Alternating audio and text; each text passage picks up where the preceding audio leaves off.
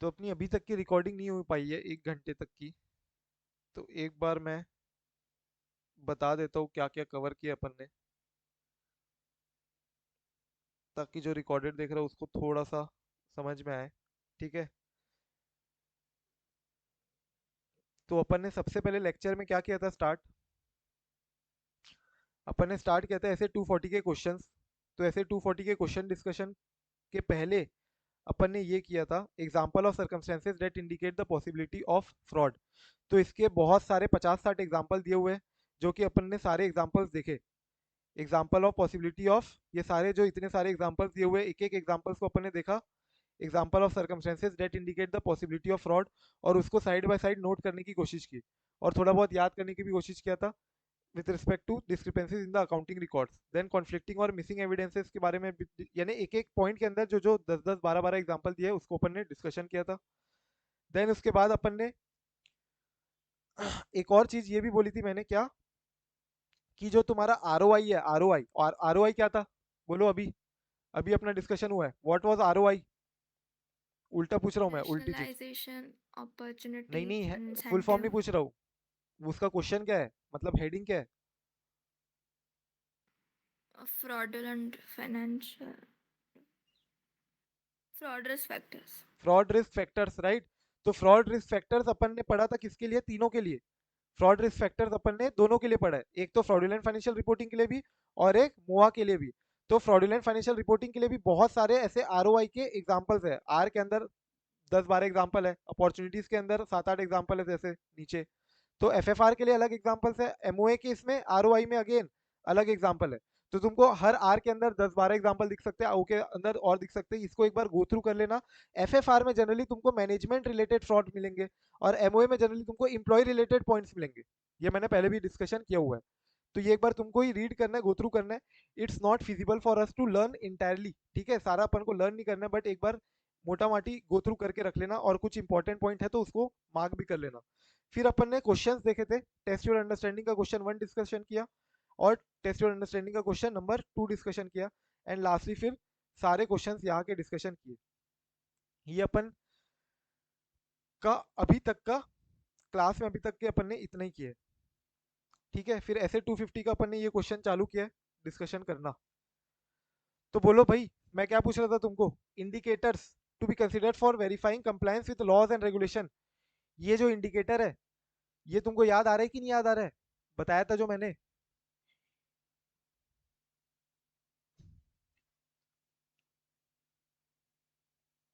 हम्म, नहीं याद आ रहा है क्या, बताया नहीं है क्या मैंने, कि देखा ही नहीं है अभी तक, बोलो। अभी जस्ट बताया तो है, ये से भी तो। अभी जस्ट थोड़ी ना बताया, मैं तो पहले बोल रहा था। 250 नहीं, का अभी जो भी था बताया, उसमें अभी मैंने बताया था ना। रिवाइज कराया था ना, अभी रिवाइज कराया वो बता रहा हूँ। हाँ नहीं, बट उसके पहले मैं बताया हुआ है ना, इसको याद करना है। आईपीएस, 2 आईपीएस थे। वो आईपीएस आईएएस वाला। हाँ, तो ये मैंने पहले भी बताया हुआ है कि नहीं बताया हुआ है, कल के लेक्चर में था ना। यस। तो वही बोल रहा हूँ मैं, ये इंडिकेटर इंपॉर्टेंट है। ये इंडिकेटर से ही तुम्हारा एक क्वेश्चन बनेगा, जहाँ पे तुमको आइडेंटिफाई कर पाओगे कि हाँ ये non compliance with laws and regulation है, जहाँ पे मेरे को फिर ऐसे 250 ट्रिगर करेगा। तो जैसे ये सर्च इन्वेस्टिगेशन वाला क्वेश्चन है, तो ये सर्च हुआ, इन्वेस्टिगेशन हुआ तुम्हारे प्रीमाइसेस में, तो दिस इंडिकेट्स 250 का ट्रिगर पॉइंट है ये। प्लस तुमको स्पेसिफिकली पूछ लिया ये तो, कि possible non compliance with laws by the company में बताओ क्या रिस्पॉन्सिबिलिटी बनती है तुम्हारी एज अ स्टेचुटरी ऑडिटर। तो आंसर है कि ऑडिटर अगर अवेयर हो रहा है about information about any investigation by the government departments and regulatory organisation, तो ये क्या है, इंडिकेशन है, indication of non compliance with laws and regulation. तो इन द इंस्टेंट केस पूरा तुमको case, facts of the case बताना है। And lastly, if the auditor becomes aware of the information concerning an instance of non compliance or suspected non compliance with laws and regulation, तो auditor obtain करेगा। तुमको ये procedure की हुई है, याद है वाली प्रोसीजर, ऑडिटर प्रोसीजर। अगर तुमको नॉन कंप्लायंस आइडेंटिफाइड होता है या सस्पेक्टेड होता है तो तुमको अपन ने देखा था कि नेचर ऑफ एक्ट देखना पड़ेगा, नेचर ऑफ द एक्ट, और किन सर्कमस्टेंसेज में, किन हालात में ये नॉन कंप्लायंस हुआ, प्लस पॉसिबल इफेक्ट क्या है इसका फाइनेंशियल स्टेटमेंट के ऊपर। तो ये जो 50 करोड़ का फ्रॉड दिख रहा है, इसका क्या इफेक्ट आ रहा है फाइनेंशियल स्टेटमेंट के ऊपर। प्लस फिर तुमको डिस्कशन करना है, मैनेजमेंट डिस्कशन करना है, डीसीडब्ल्यूजी से डिस्कशन करो कि ये फ्रॉड दिख रहा है। और अगर मैनेजमेंट डीसीडब्ल्यूजी खुद इन्वॉल्व है तो वो सब तुमको सफिशिएंट इन्फॉर्मेशन हो सकता है प्रोवाइड नहीं करवाएगी। तो उस केस में क्या करो, फिर legal advice low, legal opinion low. And sufficient information कहीं से भी कुछ नहीं मिल रहा है तो तुम फिर क्या करोगे, क्वालिफाइड ओपिनियन दोगे। ऑडिटर अपना ओपिनियन में देख लेगा इसका इफेक्ट क्या आना चाहिए। ठीक है, तो क्या प्रोसीजर परफॉर्म करेगा, क्या ऑडिटर की क्या रिस्पॉन्सिबिलिटी बनती है। मेरे को अगर non compliance with laws and regulation suspect होता है तो मैं अपनी क्या प्रोसीजर परफॉर्म करूंगा, वो वाला पॉइंट तुमको यहाँ पे लिखना है। ठीक है, इसके अलावा क्या तुमने ये क्वेश्चंस देखे थे ऐसे 250 में, क्या ये वाले क्वेश्चंस अपने हो चुके हैं क्या?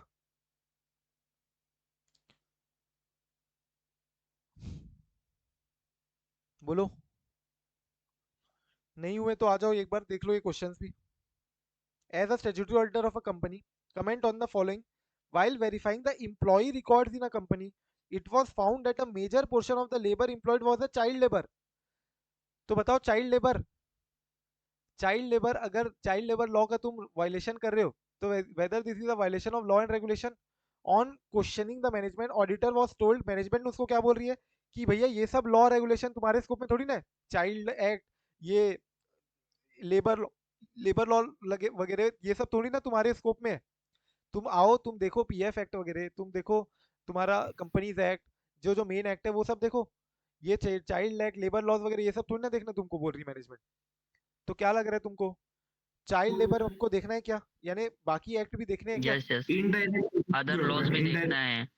Other laws that may not have a direct effect but indirect effect वाले लॉज भी हाँ अपने को देखना है ना, यस ऑडिटर की यस, तो ऐसे रिस्पॉन्सिबिलिटी है। 250 आई थिंक, तो वो पॉइंट पूरा तुमको लिखने पड़ेंगे ये यहाँ पे। ऐसे 250 सर। तो देखो ये वाला पॉइंट तो बोलते हैं auditor shall perform the following audit procedure to identify instances of non compliance with other law and regulation. ये अदर लॉ एंड रेगुलेशन वाला कौन सा अदर लॉ एंड रेगुलेशन है? Which have indirect effect, direct effect वाले के लिए नहीं, direct effect वाला नहीं, other law and regulation that may have a मतलब डायरेक्ट मटेरियल इफेक्ट नहीं है इसका, but can have a material effect indirectly, यानी इनडायरेक्ट इफेक्ट वाले लॉज। तो उसको तुम कैसे देखोगे, या तो मैनेजमेंट से इंक्वायरी करो, पूछो कि भैया तुमने क्या क्या नॉन कंप्लायंसेस किए, क्या तुमने कोई पेनाल्टी पटाई है क्या चाइल्ड लेबर लॉ में, या तुमको दिख रहा है क्या कुछ ऐसा। दूसरा, तुम करस्पॉन्डेंसेस इंस्पेक्ट करो विद द मैनेजमेंट जो तुमको प्रोवाइड करवाया उन्होंने, और रेलेवेंट लाइसेंसिंग और रेगुलेटरी अथॉरिटीज में भी जाके एक बार देख सकते हो कि क्या कंपनी ने कोई नॉन कंप्लायंस किया है ड्यूरिंग द ईयर, कोई पेनाल्टी पटाई है, कोई वायलेशन किया हुआ है क्या, या कोई नोटिस इशू की गई है क्या एंटिटी को। तो इस तरीके से तुम इनका इनडायरेक्ट इफेक्ट वाले लॉस को भी देख सकते हो। कैसे? आई इंक्वायरी इंस्पेक्शन, इंक्वायरी करोगे विद मैनेजमेंट, इंस्पेक्शन करोगे correspondences with licensing and regulatory authorities. ये दो तरीके से तुमको करना है। ठीक है, रिस्पॉन्सिबिलिटी बनती है ऑडिटर की यहाँ पे भी, इस केस में भी।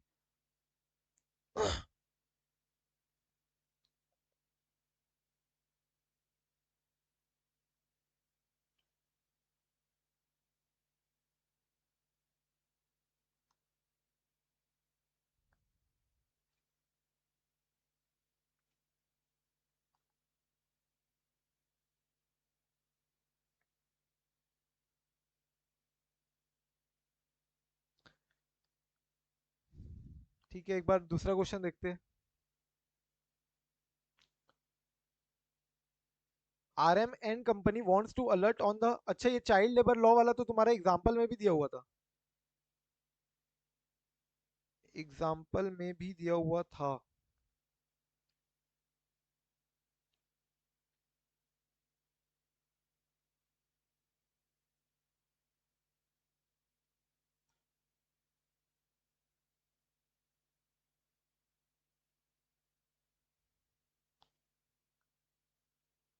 कहाँ दिया हुआ था ये?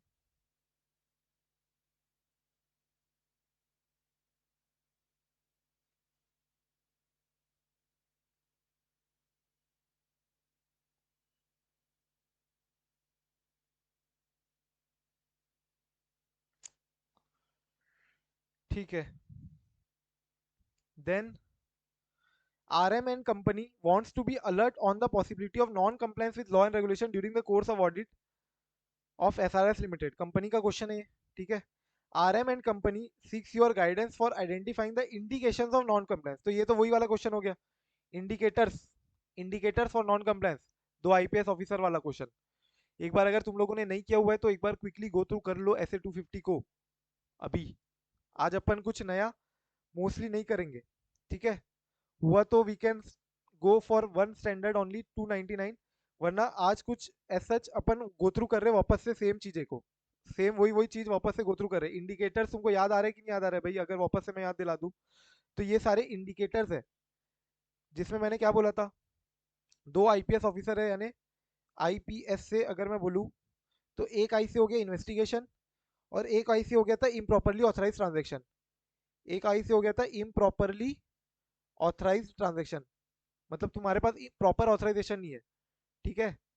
फिर दो पी थे, तो एक पी से था पेमेंट फॉर अनस्पेसिफाइड सर्विसेज, तुम पेमेंट कर रहे हो फालतू की सर्विसेज के लिए, कंसल्टेंट को रिलेटेड पार्टी को लोन दे रहे हो, तुम्हारी कंसल्टेंट को लोन दे रहे हो, इम्प्लॉय को लोन दे रहे हो, गवर्नमेंट इम्प्लॉय को लोन दे रहे हो, तो ये सब लोन जो तुम दे रहे हो पेमेंट फॉर अनस्पेसिफाइड सर्विसेज है।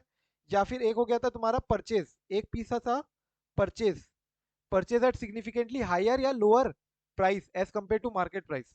फिर एक एस से था तुम्हारा सेल्स या सेल्स कमीशन जो तुम दे रहे हो, सर्विस कमीशन जो तुम दे रहे हो बहुत ज्यादा मार्केट से अबव रेट पे ऊपर दे रहे हो कमीशन, या बहुत ज्यादा मार्केट रेट के कम में कमीशन दे रहे हो, तो सेल्स कमीशन वाला एक पॉइंट था, सेल्स कमीशन एस से, ठीक है।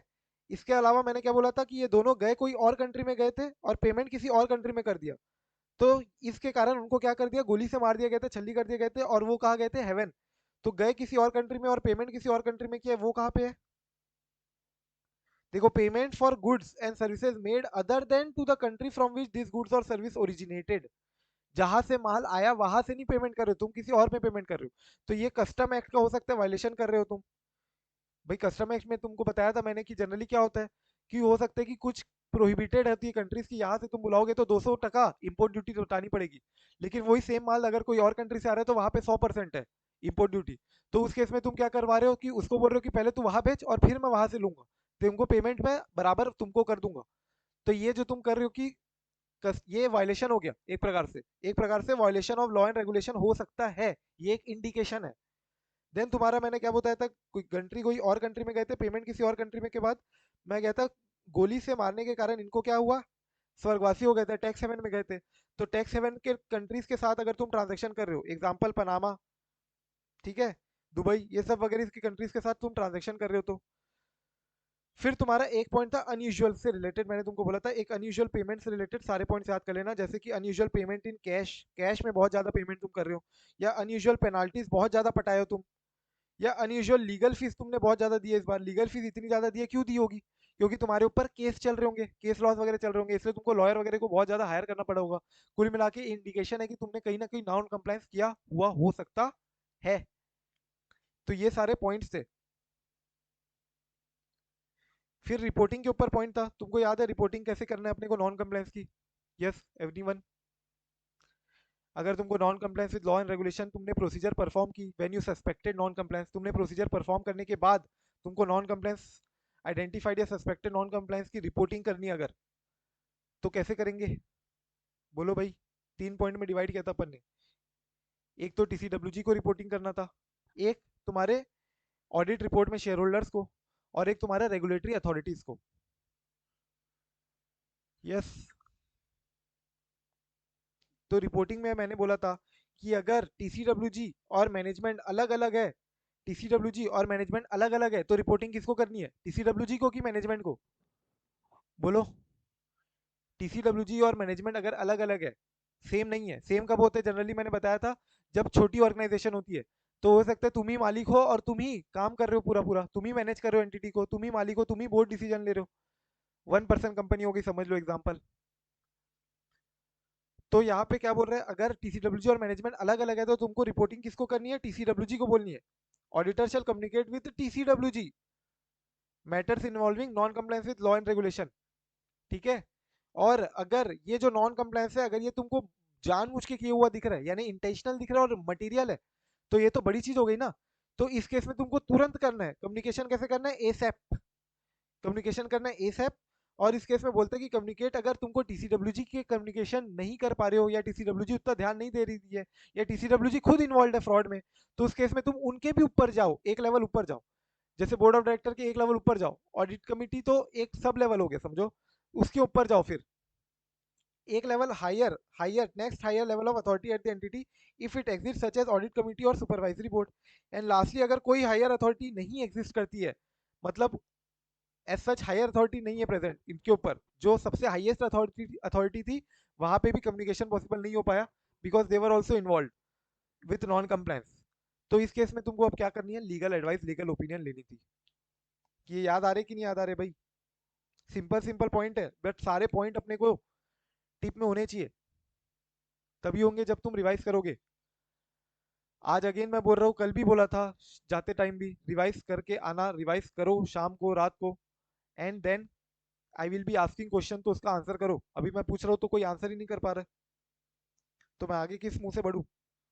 आगे नहीं बढ़ पाऊंगा मैं जब तक अपनी 200 की सीरीज में प्रॉपरली ग्रिप नहीं आ पाएगी, अपन आगे 300 की सीरीज में नहीं बढ़ पाएंगे। फिर ऑडिट रिपोर्ट में नॉन कंप्लायंस के बारे में बताया था मैंने, या तो तुम क्वालिफाइड दोगे या एडवर्स दोगे। एडवर्स कब देते हैं? अगर तुमको साई मिल गया है, मतलब कुल मिला के यहाँ पे क्या बोला था उसने, अगर तुम कंक्लूड कर दिए नॉन कंप्लायंस। कंक्लूड कब करोगे? जब तुमको सफिशिएंट अप्रोप्रिएट ऑडिट एविडेंस मिल गया है। अगर तुम कंक्लूड नहीं कर पा रहे हो, लेकिन तुमको प्रिक्लूड किया गया है बाय द मैनेजमेंट, यानी तुमको management sufficient appropriate audit evidence obtain नहीं करने दे पा रही है, तो तुमने कंक्लूड ही नहीं कर पाया, बट तुमको लग रहा है कि non compliance with law and regulation है, और अगर ये मटेरियल है सिर्फ परवेसिव नहीं है, तो तुम क्वालिफाइड दोगे। लेकिन अगर ये मटेरियल है एंड परवेसिव दोनों है, तो तुम क्या दोगे? डिस्क्लेमर। तो या तो मटेरियल या एडवर्स वाला पॉइंट हो गया, या तो मटेरियल या डिस्क्लेमर ऑफ ओपिनियन वाला पॉइंट। ठीक है। एंड लास्टली इवेल्युएट करना तुमको effect on the opinion if you are unable to determine the non compliance occurred or not because of the limitation imposed by the circumstances. तो auditor फिर effect देखेगा इसका क्या ओपिनियन में देना चाहिए। इसका मैंने एग्जांपल दिया था कोविड जैसे, तो भैया कोई नॉन कंप्लायंस तो नहीं था as such by the management, अगर लेकिन तुम डिटरमाइन नहीं कर पा रहे हो ये मैनेजमेंट के कारण इंटेंशनली है या limitations है imposed by the circumstances, it is not because of the limitation imposed by the management, limitation is not imposed by the management, limitation is imposed by the circumstances, example covid या income tax authority ने तुम्हारे books of account को उठा के लेके गई है। तो इस केस में तुमको अपना इफेक्ट देखना पड़ेगा कि क्या इफेक्ट आएगा इन सर्कमस्टेंसेस का on your opinion. And then regulatory authorities को रिपोर्टिंग करनी है तुमको नॉर्मली। ठीक है, ऐसे 250 भी इंपॉर्टेंट है, go through that, very very important. ये वाला क्वेश्चन आया था मेरे अटेम्प्ट में। यस बताओ, किसी को याद है क्या? मैनेजमेंट की क्या रिस्पॉन्सिबिलिटी बनती है for compliance with laws and regulation? अच्छा ये बताओ, compliance with laws and regulation auditor की रिस्पॉन्सिबिलिटी है क्या कि मैनेजमेंट की है? मैनेजमेंट की सर। मैनेजमेंट की है, राइट। तो ये वाला पॉइंट मैंने याद करवाया था, responsibility of management for compliance with laws and regulation. Management की क्या क्या रिस्पॉन्सिबिलिटी बनती है for compliance with laws and regulation? बोलो आशी।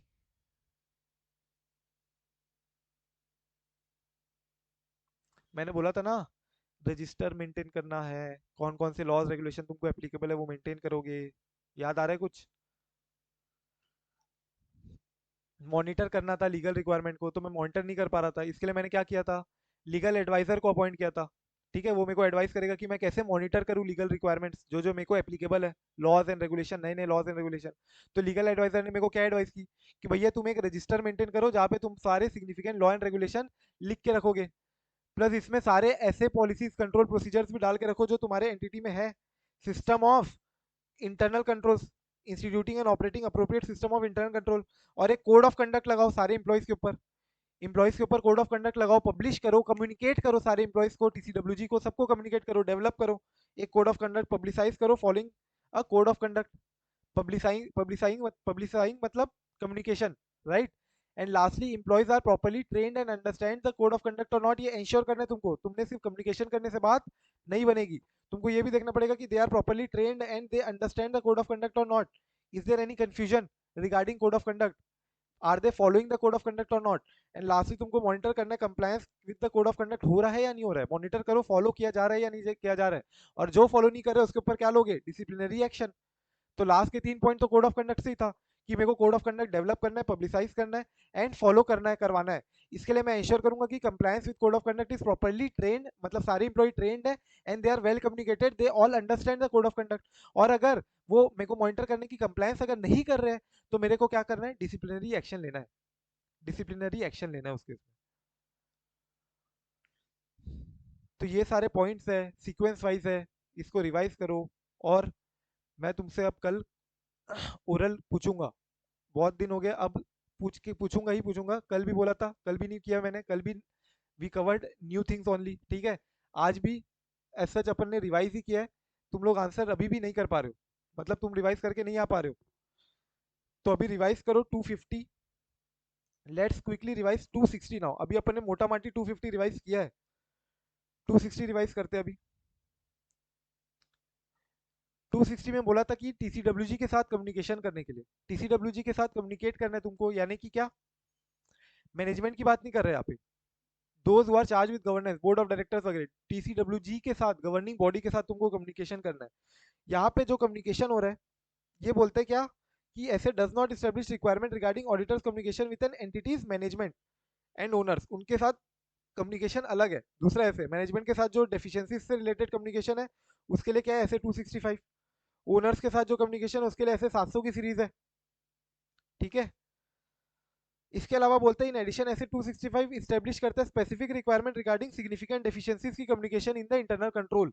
इंटरनल कंट्रोल में तुमको कोई डेफिशिएंसी मिली है और वो तुम कम्युनिकेट कर रहे हो, तो उसकी रिक्वायरमेंट कहाँ दी है, 265 में। 260 से मर्ज मत करना उसको। 260 में एज सच नॉर्मल कम्युनिकेशन है विद टीसीडब्ल्यूजी। तो टू वे कम्युनिकेशन होना चाहिए, दोनों तरफ से कम्युनिकेशन होना चाहिए, इफेक्टिव टू वे कम्युनिकेशन।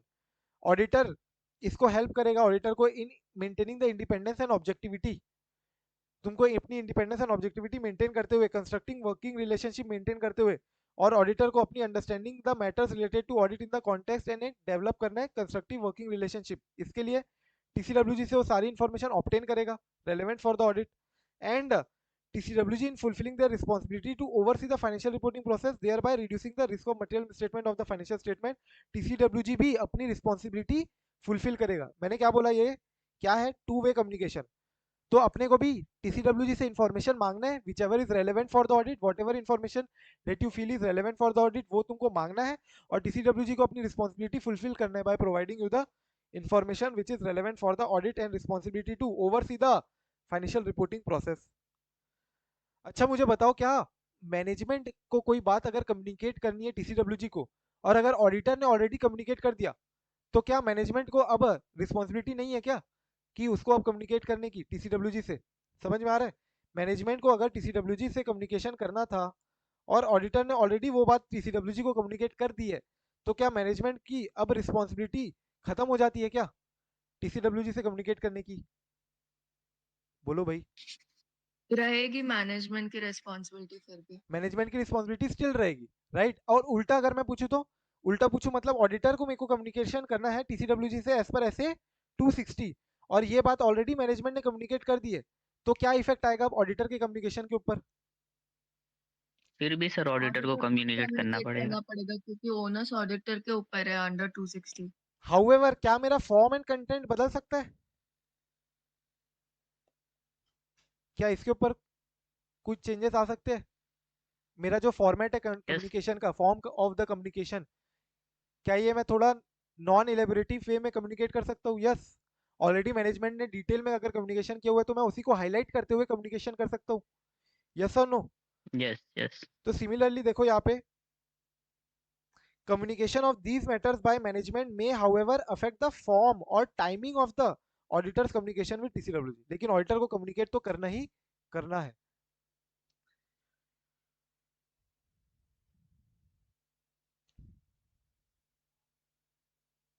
फिर टीसीडब्ल्यूजी को अपन ने डिटरमाइन किया था, उस पर मैं नहीं जा रहा हूँ क्योंकि वो उतना इंपॉर्टेंट नहीं है।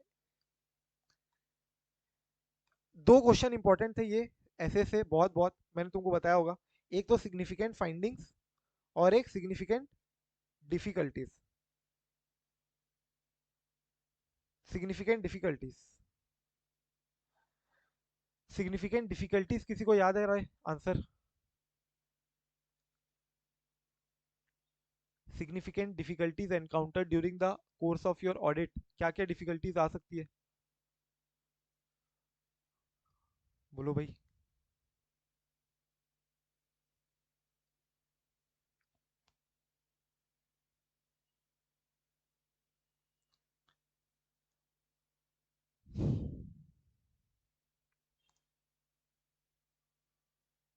यस, सिग्निफिकेंट डिफिकल्टीज मैंने बताया था, अभी अपन ने डिस्कशन भी किया 240 में भी ये सारे पॉइंट्स थे, तुमको दिखा होगा ऐसे 240 में भी ये सारे पॉइंट्स दिखे होंगे। अनरीजनेबली ब्रीफ टाइम दे रही management to complete the audit of complex areas, या सिग्निफिकेंटली डिले कर रही मैनेजमेंट, तुमको इन्फॉर्मेशन प्रोवाइड नहीं करवा रही है, या रिस्ट्रिक्शन डाल रही है, लिमिटेशन इंपोज कर रही है, तुमको बहुत ज्यादा एफर्ट लग रहा है तुमको sufficient appropriate audit evidence obtain करने में, और बहुत ज्यादा एफर्ट तो लग ही रहा है, प्लस तुमको अवेलेबल भी नहीं है इन्फॉर्मेशन। एफर्ट लगा के क्या मतलब, मैनेजमेंट इन्फॉर्मेशन दे ही नहीं रही है, कुल मिला के मैनेजमेंट क्या कर रही है, रिस्ट्रिक्शंस इंपोज कर रही है।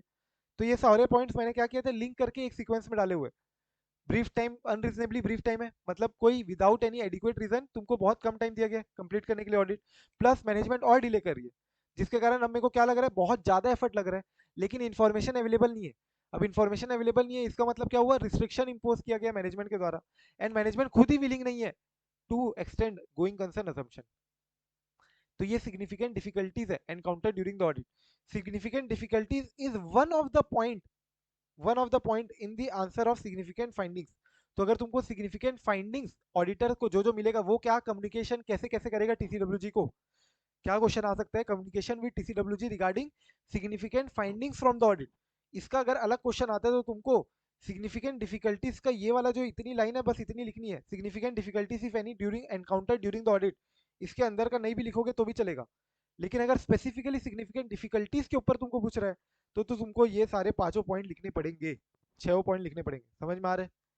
सिग्निफिकेंट फाइंडिंग्स के ऊपर अपन ने कैसे याद किया था, मैंने बोला था कि भैया ऑडिटर का जो प्रोफेशनल जजमेंट का एग्जाम है उसमें significant difficult question and answer आए हुए हैं। सिग्निफिकेंट डिफिकल्ट Q&A है जो एग्जाम है प्रोफेशनल जजमेंट का, उसमें सिग्निफिकेंट डिफिकल्ट Q&A है। तो अब अगर सारी के सारे टीसीडब्ल्यूजी और मैनेजमेंट एक नहीं हो जाते हैं तो मेरा फॉर्म में डिफिकल्टी आ सकती है, मेरा फॉर्म खराब हो जाएगा। फॉर्म होता है ना हर क्रिकेटर का या हर प्लेयर का, हर तुम्हारा भी एक फॉर्म होता है, तुम कैसे परफॉर्म करते हो एग्जाम में, तो वो फॉर्म में आने के लिए वो फॉर्म तुम्हारा बिगड़ जाएगा बोल रहा हूँ मैं। अनलेस ऑल ऑफ टीसीडब्ल्यूजी और मैनेजमेंट अगर मिल नहीं जाएंगे तो फॉर्म में नहीं आए तो ऑडिटर की रिपोर्ट क्या हो जाएगी, खराब हो जाएगी। ऑडिटर की रिपोर्ट क्या हो जाएगी, खराब हो जाएगी। ये मैंने सारे पॉइंट्स को लिंक करने के लिए एक बार बताया। क्या ऑडिटर का प्रोफेशनल जजमेंट का एग्जाम में सिग्निफिकेंट डिफिकल्ट Q&A आए हैं। अब ये सिग्निफिकेंट डिफिकल्ट Q&A को टैकल करने के लिए सारे टीसीडब्ल्यूजी मैनेजमेंट को इकट्ठा होना पड़ेगा, और अगर फॉर्म में नहीं आए तो ऑडिटर की रिपोर्ट खराब हो जाएगी। तो देखो ऑडिटर प्रोफेशनल जजमेंट वाला पॉइंट था ये last point, relevant to the oversight of financial reporting process. तो ऐसा कोई भी सिग्निफिकेंट मैटर है during the course of audit जो कि तुमको अपने प्रोफेशनल जजमेंट में लग रहा है कि रेलेवेंट है, तो तुम उसको कम्युनिकेट कर दो, किसको, टीसीडब्ल्यूजी को।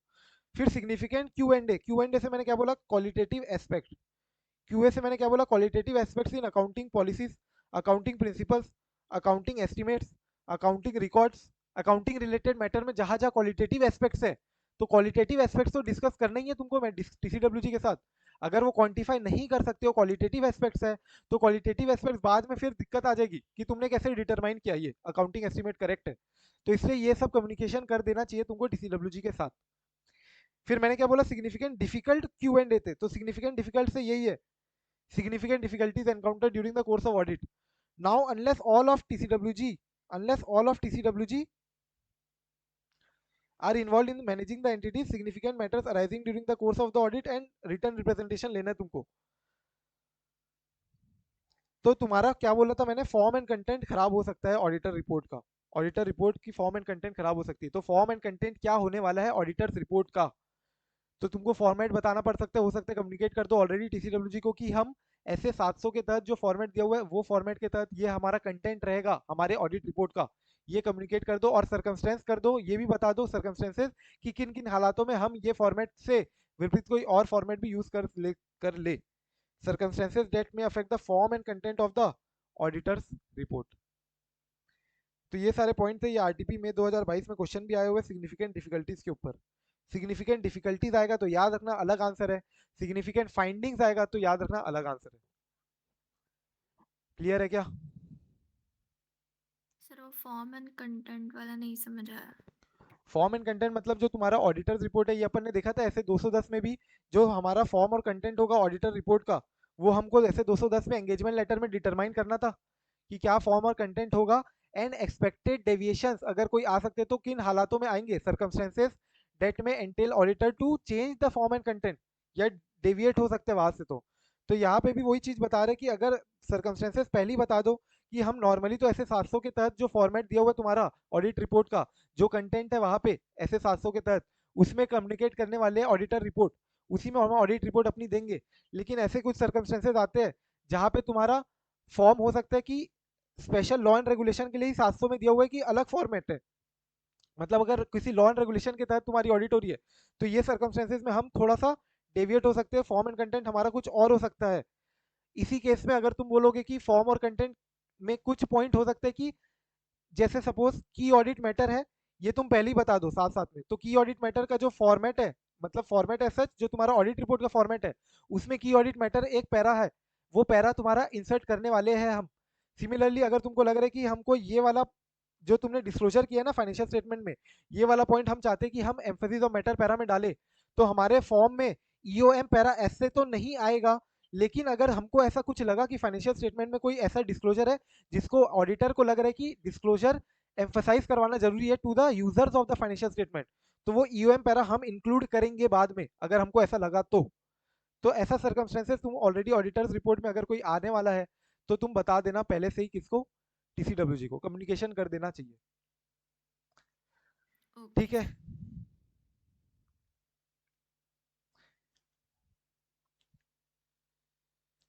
अगेन इंडिपेंडेंस रिलेटेड मैंने तुमको बताया था क्या, लिस्टेड एंटिटी के केस में पर्टिकुलरली तुमको कम्युनिकेट करना है टीसीडब्ल्यूजी के केस में, टीसीडब्ल्यूजी के साथ a statement regarding firm, other firm and where applicable network firm has complied with the ethical requirement regarding independence or not। और इस केस में मैंने क्या बोला था, रिटर्न फॉर्म में होना चाहिए तुम्हारा ये जो इंडिपेंडेंस रिलेटेड कम्युनिकेशन होगा, किसको, टीसीडब्ल्यूजी को।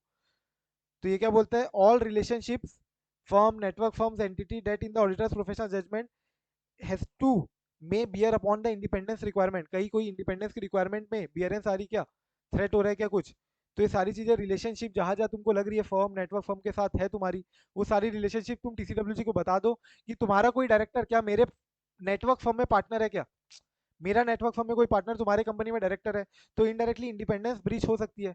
या मेरा स्टाफ का कोई रिलेटिव तुम्हारे कंपनी में इम्प्लॉय मेजर डायरेक्टर है, तो ये सब बातें तुमको बता देनी, सारे सारे रिलेशनशिप तुमको बता देने।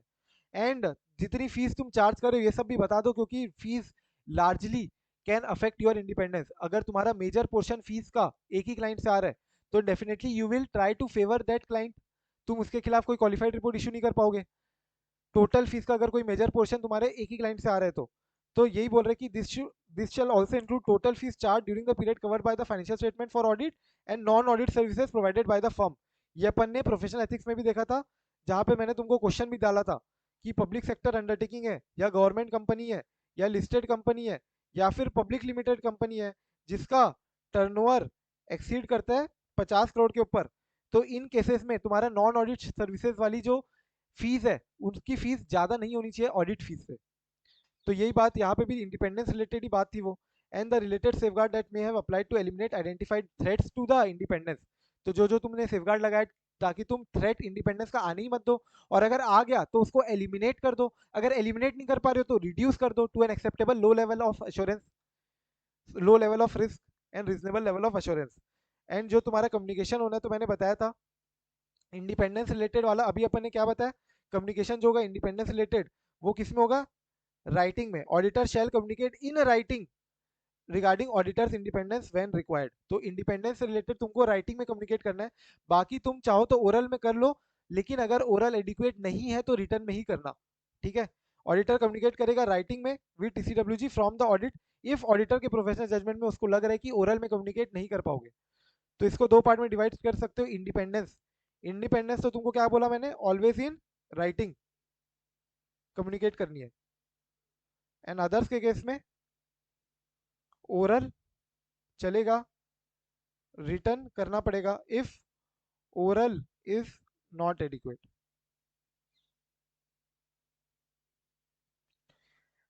Then very very important timing of communication, timing कब कब करोगे, कौन कौन सी बातों को कम्युनिकेट, तो प्लानिंग मैटर्स को कब कम्युनिकेट करोगे, early in the audit engagement, जैसे ही चालू करोगे उसके पहले जो जो तुम्हारी ऑडिट प्लानिंग है टीसीडब्ल्यूजी को कम्युनिकेट कर डालो।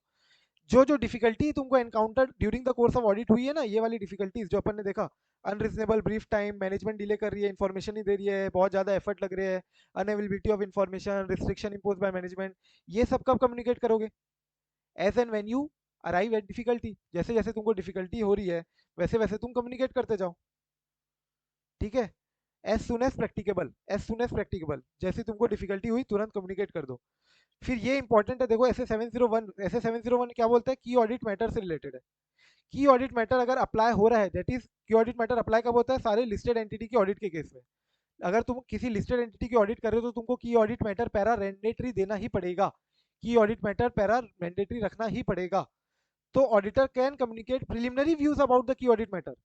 मतलब मेरे को मोटा माटी की ऑडिट मैटर में क्या डालता हूँ मैं, की ऑडिट मैटर में वही पॉइंट डालता हूँ जो मैं ऑलरेडी टीसीडब्ल्यूजी के साथ कम्युनिकेट किया हुआ हूँ। याद रखना कौन से पॉइंट को मैं डालता हूँ की ऑडिट मैटर में, जो ऐसे पॉइंट्स जो टीसीडब्ल्यूजी के साथ मैंने कम्युनिकेट किया हुआ है and are very very important. ऐसे पॉइंट्स जो मैंने टीसीडब्ल्यूजी के साथ कम्युनिकेट किया हुआ है and are very very important. तो वो पॉइंट्स अगर टीसीडब्ल्यूजी के साथ कम्युनिकेशन वाली है तो मैं क्यों ना शुरू में ही बता दूं टीसीडब्ल्यूजी को कि भैया ये मेरे हिसाब से मोटा माटी ये 2-3 पॉइंट है ना, ये 2-3 पॉइंट मेरे को लग रहे हैं कि मैं अपने की ऑडिट मैटर में भी डालने वाला हूँ। तो जब मैं तुम्हारे पास आ रहा हूँ कम्युनिकेशन करने के लिए, तुम टीसीडब्ल्यूजी हो मैं ऑडिटर हूँ, मैं तुम्हारे पास आ रहा हूँ ये 2-3 पॉइंट डिस्कशन करने के लिए, और मेरे दिमाग में है ये ऑलरेडी कि ये पॉइंट्स मैं जो तुम्हारे साथ अभी कम्युनिकेट करने वाला हूँ इसको मैं हो सकता है कि ऑडिट मैटर में भी डाल दूं। तो इस केस में क्या बोला मैंने कि जो तुम्हारा प्रिलिमिनरी व्यू आया ना कि ये पॉइंट हो सकता है मैं की ऑडिट मैटर में भी डाल दूं, ये बात भी तुम उसी टाइम डिस्कशन कर लेना मैनेजमेंट टीसीडब्ल्यूजी के साथ, सॉरी, ठीक है। तो रिगार्डिंग प्रिलिमिनरी व्यूज अबाउट की audit matters when discussing the planned scope and timing of the audit and may have more frequent communication further, जब तुम बाद में डिस्कशन करोगे तब तो तुम डिस्कशन बाद में कर ही सकते हो, लेकिन इसके रिगार्डिंग प्रिलिमिनरी व्यू जो है वो तुम अभी डिस्कस कर लेना। Plan scope and timing of the audit जब तुम डिस्कस करोगे, क्या तुम्हारा स्कोप है, तुम कब तक तुम्हारी ऑडिट कंप्लीट करने वाले हो, उसी समय तुम तुम्हारे preliminary view about the key audit matter भी डिस्कस कर लेना। क्लियर है क्या? और इंडिपेंडेंस के रिगार्डिंग कब डिस्कशन करोगे, जब इंडिपेंडेंस से रिलेटेड तुमको थ्रेट दिख रहा है, ब्रीच होने वाला है अगर लग रहा है तो whenever significant judgments are made about threats to independence and related safeguards, then regarding findings, तुमको जो जो significant findings मिली है during the course of audit वो तुम कब communicate करोगे, as a part of concluding discussion, जब तुम ओपिनियन देने के पहले अपना रिपोर्ट ऑडिट रिपोर्ट फाइनलाइज करने के पहले एक ड्राफ्ट ऑडिट रिपोर्ट, ठीक है, उसके टाइम जब तुम डिस्कशन करने वाले हो, कंक्लूडिंग डिस्कशन करने वाले हो, जब कि तुम्हारा ओपिनियन को तुम एक बार बता देते हो मैनेजमेंट को, एंड उस समय ही तुम क्या कर लेना, तुम्हारी जो जो फाइंडिंग मिली है उसको भी कम्युनिकेट कर लेना। तो देखो डिफरेंशिएट मार्क करते चलना, कोई भी एक पूछ सकता है एमसीक्यू में, फाइंडिंग्स को मैं कब कम्युनिकेट कर रहा हूँ, कंक्लूडिंग डिस्कशन में। इंडिपेंडेंस को कब कर रहा हूँ, जब मेरे को ब्रीच लग रही है, थ्रेट लग रहा है कि ब्रीच हो सकता है इंडिपेंडेंस। की ऑडिट मैटर को कब डिस्कशन कर रहा हूँ, जब मेरा प्रिलिमिनरी व्यूज रिगार्डिंग की ऑडिट मैटर मैं तभी डिस्कशन कर लूंगा जब मैं plan scope and timing of the audit discussion करने वाला हूँ। और मैं plan scope and timing of the audit discussion कब करने वाला था, एकदम early early in the audit engagement, शुरू में ही, राइट। और सिग्निफिकेंट डिफिकल्टी तुरंत, एज सुन एज प्रैक्टिकेबल, तुरंत तुरंत करते जाना जैसे जैसी significant difficulty as and when it arose. देखो ये वाला क्वेश्चन देखो,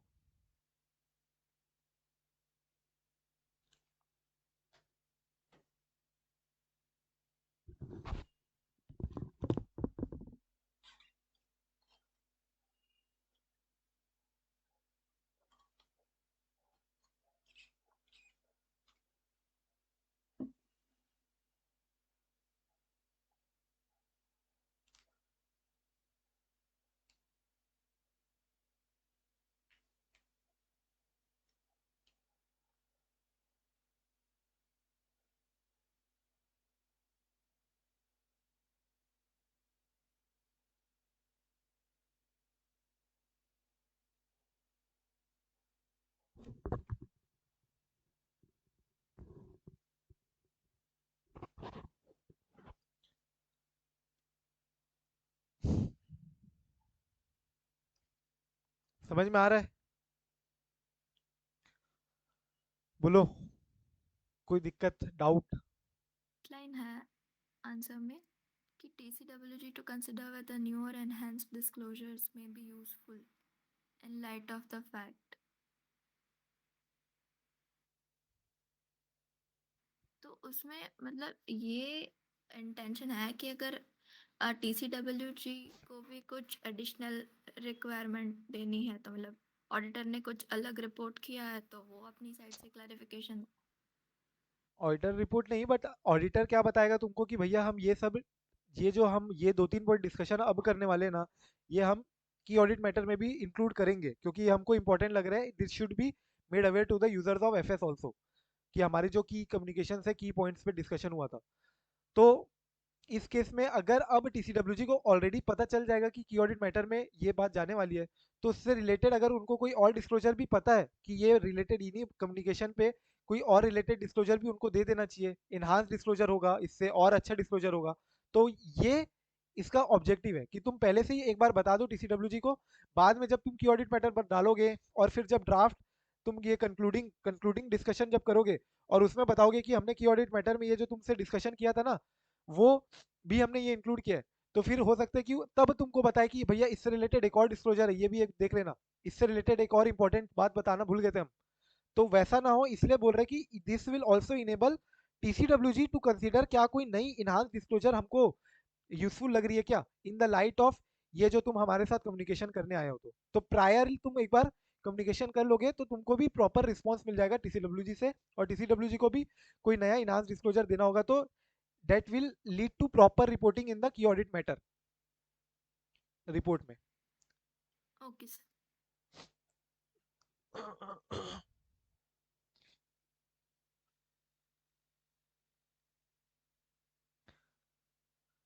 ये तो एकदम कॉमन सेंस है, एक बार अगर तुमने पढ़ लिया होगा तो भी ठीक है, नहीं भी पढ़ा होगा तो भी तुम अपना कॉमन सेंस के बेसिस में सोचो क्या डिफरेंस होता है reporting to shareholders versus reporting to TCWG.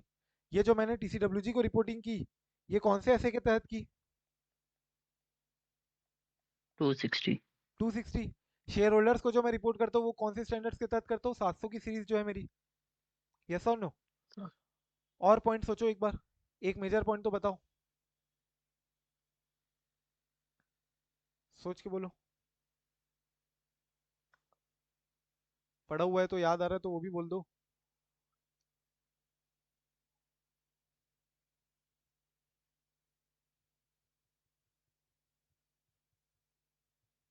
बोलो भाई, कोई पॉइंट याद समझ नहीं आ रहा है क्या? शेयर होल्डर को रिपोर्टिंग करना, टीसीडब्ल्यूजी को रिपोर्टिंग करना, कोई डिफरेंस समझ में आ रहा है? एक आधा कोई point? Reporting to shareholders is on final opinion on financial statements, whereas reporting to TCWG, it's continuous discussions on various findings during the course of audit. तो अपन ने याद किया था ना कि तुमको कौन कौन से पॉइंट डिस्क्लोज कम्युनिकेट करने टीसीडब्ल्यूजी को, याद है? आईएफआरएस, आईएफआरएस में क्या था? एफ से था फाइंडिंग्स, आई से इंडिपेंडेंस, इंडिपेंडेंस रिलेटेड कम्युनिकेशन करनी है, एफ से फाइंडिंग जो जो है वो कम्युनिकेट करनी है, आर से तुम्हारी रिस्पॉन्सिबिलिटी ऑडिटर की क्या क्या बनती है वो कम्युनिकेट करनी है, एस से क्या स्कोप है तुम्हारा, प्लानिंग क्या, टाइमिंग क्या है ऑडिट करने की, खत्म करने की, स्कोप टाइमिंग ये डिस्कस करनी है।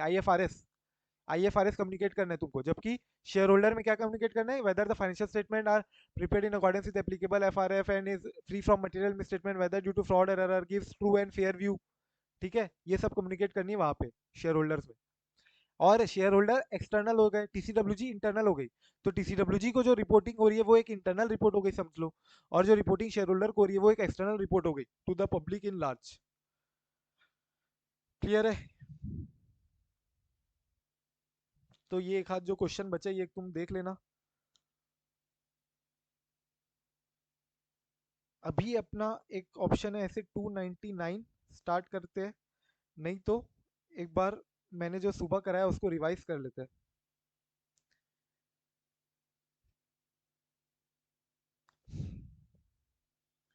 एक बार अपन ने जो सुबह स्टार्टिंग में किया उसको एक बार रिवाइज कर लेते हैं, क्योंकि वो रिकॉर्डिंग भी नहीं हुई है, तो एक बार रिवाइज कर लेते हैं उसको। ऐसे 240 में आ जाओ। अब तुम लोग बताओगे कौन कौन से पॉइंट्स अपन ने डिस्कस किया था। Examples of circumstance that indicate the possibility of fraud. तो चार ब्रॉड एग्जाम्पल्स है, चार ब्रॉड एग्जाम्पल से अगर मैं देखूँ तो ब्रॉड एग्जाम्पल अपेंडिक्स 3 में दिया हुआ है इंस्टीट्यूट के ऐसे 240 में, राइट? चार ब्रॉड एग्जाम्पल है। सबसे पहला था discrepancies in the accounting records, सबसे पहला था discrepancies in the accounting records. Discrepancies in the accounting records में चार पॉइंट कौन से याद किए थे अपन ने, बोलो? दो तो ट्रांजैक्शंस के थे, हाँ, अनऑथोराइज्ड ट्रांजैक्शन था, और हाँ मतलब एक तो ये था, और एक और ट्रांजैक्शन पे रेस्ट्रिक्शन ऐसा कुछ था। ट्रांजेक्शन रिकॉर्डेड करेक्टली नहीं किया, मैंने रिकॉर्ड करेक्टली हाँ, करेक्टली नहीं किया, right. या क्लासीफाई करेक्टली नहीं किया है, अकाउंट क्लासिफिकेशन रिकॉर्डिंग हम्म, प्रॉपर्ली नहीं की है, अकाउंटिंग पॉलिसी गलत फॉलो की है, तो और तुम्हारा एक तो तुम जो बोल रहे हो ट्रांजेक्शन इम्प्रॉपरली ऑथराइज था, ऑथराइजेशन प्रॉपर्ली बिना किया ही तुमने ट्रांजेक्शन कैरी आउट कर दिया। और 2 पॉइंट लास्ट मिनट एडजस्टमेंट हुए थे और टिप मिली थी ऑडिटर को। तो टिप्स या कंप्लेंट मिल सकती है ऑडिटर को, राइट। या फिर एक पॉइंट हो गया तुम्हारा लास्ट मिनट एडजस्टमेंट्स। तो ये हो गया discrepancies in the accounting record, इससे रिलेटेड तुमको टिप भी मिल सकती है, इससे रिलेटेड तुमको लास्ट मिनट एडजस्टमेंट्स भी मिल सकते हैं, जो कि अपन ने सेम देखा था कहा फ्रॉडुलेंट फाइनेंशियल रिपोर्टिंग के आंसर में भी सीईओ में देखा था, close to the end of accounting period, right. फिर इसके बाद अब तुम बताओ मुझे कॉन्फ्लिक्टिंग या मिसिंग एविडेंस है, कॉन्फ्लिक्टिंग या मिसिंग एविडेंस में अपन ने कौन कौन से पॉइंट जॉट डाउन किए थे, याद आ रहे कुछ? मिसिंग एविडेंस है मतलब डॉक्यूमेंट मिसिंग है तुम्हारा, या डॉक्यूमेंट्स अल्टर कर दिया तुमने, और बोलो। ओरिजिनल डॉक्यूमेंट्स नहीं ओरिजिनल मिलता है डॉक्यूमेंट तो होना चाहिए था लेकिन नहीं है, अगर ओरिजिनल लीज मिसिंग की एग्रीमेंट चेक्स, लीज डीड होनी चाहिए थी लेकिन लीज डीड तुमको ओरिजिनल नहीं मिल रही है, और missing cheques, cancel cheques. Cancel cheques, missing cheques बहुत सारे हैं। चेक इशूड किसको इशू कर दिया भैया, चेक मिसिंग क्यों है? क्योंकि चेक नंबर तुम देखोगे तो सीरियली नंबर्ड होते हैं चेक बुक में, और तुम्हारा प्रॉपर एक इंडेक्स का भी कॉलम रहता है फर्स्ट पेज में, तुम उसमें बना सकते हो किस पार्टी को कितना पेमेंट किया एक एक चेक का। तो अगर मिसिंग चेक है, कैंसल चेक्स बहुत ज्यादा है, तो और बोलो। Confirmation responses unexpectedly confirmation high और रिस्पॉन्सेज लो। तुम्हारे एकदम ज्यादा आए हैं तुम्हारे, या एकदम कम है, और एक तो क्वेश्चन ही था इससे, इसके ऊपर तो एक क्वेश्चन आया हुआ है 4 नंबर का, याद है वाला क्वेश्चन? अगर तुम डिफरेंस है तुम्हारे सब्सिडरी जनरल लेजर एसजीएल में और कंट्रोल अकाउंट में, और वो तुम डिफरेंस एक्सप्लेन नहीं कर पा रहे हो वो डिफरेंस को, या इनएडिक्वेटली एक्सप्लेन किए हो, राइट, तो ये एक को पॉइंट था। क्रेडिट लिमिट तुम्हारी एक पॉइंट थी, क्या क्रेडिट लिमिट रिव्यू नहीं किया गया है? अच्छा नहीं, इसमें नहीं था शायद, ठीक है।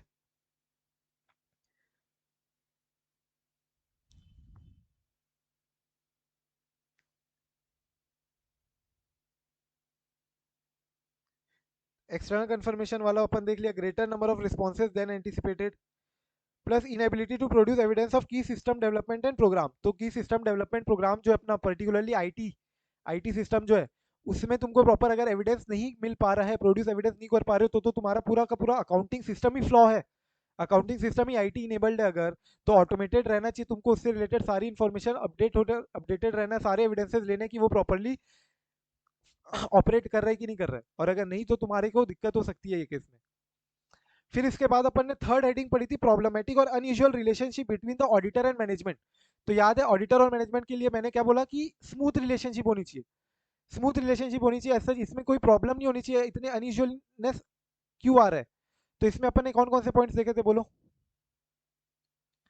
इसमें वही सारे पॉइंट्स आएंगे जो अपन ने अभी जस्ट देखे ना, significant difficulties encountered by the auditor during the course of audit.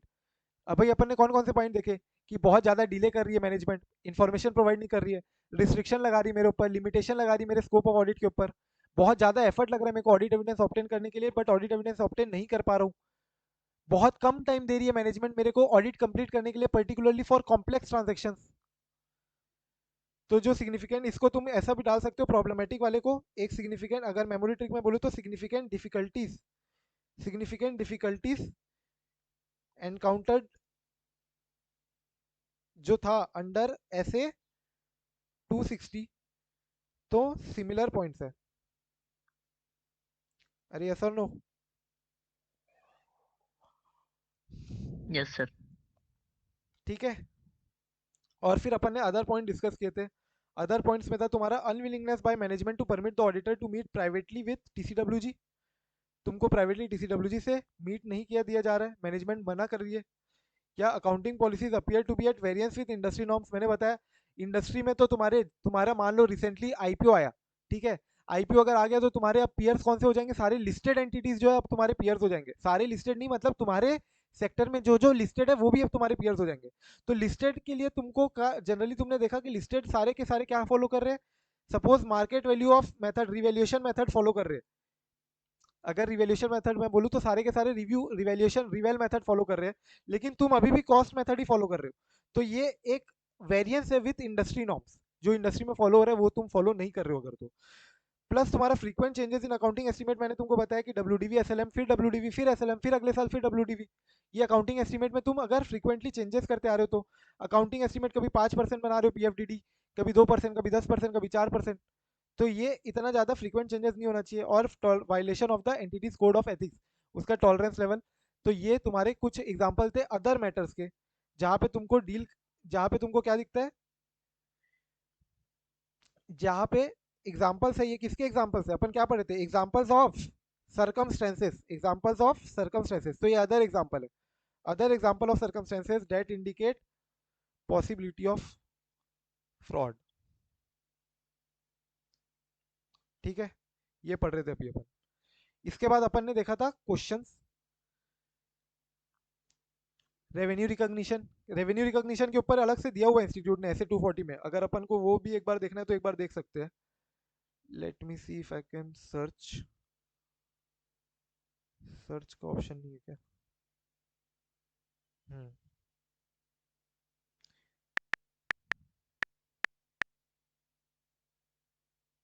देखो यहाँ पे क्या बोलता है,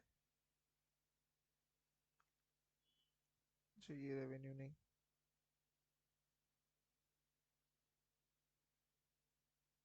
देखो रेवेन्यू रिकॉग्निशन के लिए क्या बोला है ऐसे 240 में, when identifying and assessing the ROMM due to fraud the auditor shall based on presumption that there are risk of fraud in revenue recognition.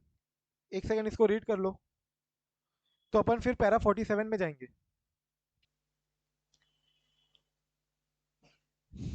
ठीक है, यहाँ पे आ जाओ, risk of fraud in revenue recognition. Risk of fraud in revenue recognition में para 828 में बोलते हैं, MMS अगर तुमको दिख रहा है, due to FFR relating to revenue recognition often results from an over statement of revenue. ये अपन ने एग्जांपल देखा ना, टेस्ट योर अंडरस्टैंडिंग 1, जहाँ पे 750 करोड़ से सीधा कहाँ चले गया, revenue 1000 crore. For example premature revenue recognition किया होगा अगर तुमने, या recording fictitious revenue, it may result from an understatement of revenues through for example improperly shifting revenues to a later period या अर्लियर पीरियड, प्रीपोनिंग या postponing. तो risk of fraud in revenue recognition may be greater in some entities than other. Example देखो क्या दिया है, there may be pressures और incentives on management to commit FFR through inappropriate revenue recognition in the case of listed entities. For example, performance is measured in terms of YOY. तो listed entity के case में generally तुमको पता है quarterly results आते हैं, quarterly results listed entity को मैंडेटली देना जरूरी है। और अगर ये खराब आया, ये मतलब तुम्हारा स्टॉक क्या करेगा, प्लंज, स्टॉक प्राइस अगर प्लंज करी तो तुम्हारा हो सकता है वेल्थ में इफेक्ट आए मैनेजमेंट के, तो उसको मेंटेन करने के लिए हो सकता है कभी कभार एंटिटी YOY डिफरेंस ज्यादा ना दिखे एंड QOQ भी डिफरेंस ज्यादा ना दिखे। QOQ मतलब अगर मैं सितंबर 23 का क्वार्टर की बात करूं, अगर सितंबर 23 क्वार्टर मतलब क्या हुआ मेरा, जुलाई अगस्त सितंबर, ये क्वार्टर क्या हुआ मेरा Q2 है, इसको अपन क्या बोलते हैं 2Q24। सितंबर 23 को मैं क्या बोलूंगा 2Q24, क्योंकि ये FY24 का सेकंड क्वार्टर है। तो सेकंड क्वार्टर का अगर मैं YOY डिफरेंस करूं तो YOY डिफरेंस होगा, YOY कंपैरिजन होगा 2Q23 से, और अगर QOQ डिफरेंस करूं तो किससे होगा 1Q24 से। समझ में आ रहा है? तो ये कंपैरिजन किया जाता है, यानी पूरा एक कॉल होता है, अर्निंग्स कॉल ट्रांसक्रिप्ट पूरी निकलती है, एक कॉल होता है सारे इन्वेस्टर्स के साथ, सारे मर्चेंट बैंकर्स लीड हाउसेस के साथ, जो इंस्टीट्यूशंस है तुम्हारी जेपी डॉशे या कोई भी जो तुम्हारा लैंडर्स है उनके साथ कॉल रखा जाता है, जिन्होंने तुमको लैंडिंग दिया है, किसी को कोई भी दिक्कत है, कोई सवाल पूछना है तो पूछते हैं, एंड देन मैनेजमेंट अपने परफॉर्मेंस के बारे में बताती है। तो उस केस में हो सकता है कि लिस्टेड कंपनी के केस में YOY परफॉर्मेंस देने के चक्कर में ग्रोथ दिखाना जरूरी हो गया, या प्रॉफिट दिखाने के लिए कर ले ऐसा कुछ काम। Then similarly, for example, there may be greater risk of fraud in revenue recognition in the case of entities that generate a substantial portion of revenue through cash sales. तो कैश सेल्स में तो तुम कभी भी cash sales फर्जी दिखा सकते हो ना। Then presumption that there are risk of fraud in revenue recognition may be rebutted. For example, auditor may conclude that there is no risk of fraud. मतलब तुम risk of fraud नहीं है, ये कब मान सकते हो? In the case where there is a single type of simple revenue transaction. Example lease hold revenue from a single unit rental property है, तो तुम्हारा काम ही यही है कि तुम लीज में देते हो प्रॉपर्टी और रेंट लेते हो, तो इसमें तुम रेवेन्यू क्या ही रिकॉग्नाइज कर पाओगे, तुम्हारा तो लीज डीड बनी हुई है, हर महीने के महीने रेंट आएगा, तुमको समझ में आ जाएगा क्लियरली। अगर अचानक से तुमको कभी भी 2 महीने का रेंट वो एक साथ रिकॉग्नाइज कर ही नहीं सकती, तुमको 2 महीने का रेंट एक साथ रिसीव हो जाएगा, लेकिन रिकॉग्नाइज तो तुम मंथली मंथली ही करोगे ना। तो सिंपल रेवेन्यू ट्रांजैक्शन है अगर एकदम ही ज्यादा, तो उस केस में प्रिजम्पशन तुम अब अपना रिस्क ऑफ फ्रॉड का हटा सकते हो कि हाँ कोई रिस्क ऑफ फ्रॉड नहीं है। तो रेवेन्यू रिकॉग्निशन के ऊपर भी बात दी हुई है। एक बार इसको भी थोड़ा सा ऐसे 240 का एक बार पीडीएफ खोल लेना और एक दो तीन स्क्रीनशॉट रख लेना। ये स्क्रीनशॉट अगर है तो मैं ही तुमको प्रोवाइड करवा देता हूँ ग्रुप में, ताकि एक बार तुम भी गो थ्रू कर लो इसको। और कुछ एक दो ये एग्जाम्पल लिखना है तो लिख सकते हो। ये एग्जाम्पल से हो सकता है क्योंकि इंस्टीट्यूट चाहे तो क्वेश्चन बना के पूछे तुमको।